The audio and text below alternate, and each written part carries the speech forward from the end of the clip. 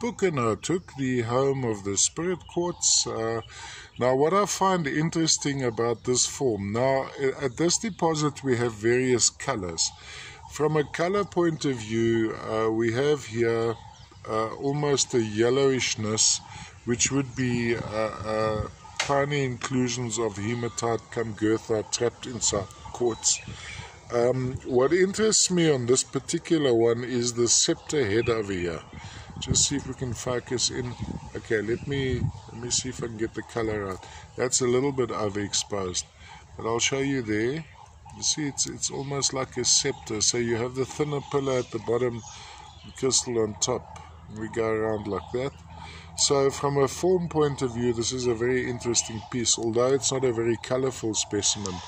Claim to fame, of course, of this locality, of this deposit, would be the central quartz crystals surrounded by the smaller ones. So you'd have the central quartz crystals here. You'd have, in this case, almost a scepter-like head on these, a whole lot of small crystals. And then color is usually determined by what happens around the rims of the larger quartz crystals is duplicated right through.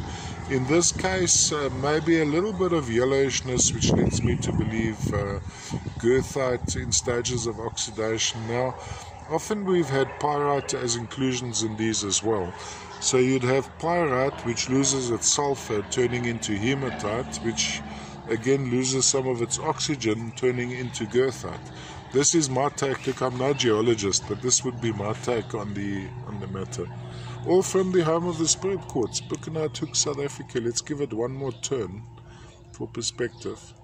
Good size, lovely form, and nice, clean, milky white with the underlying touch of a little bit of brown cum yellowishness.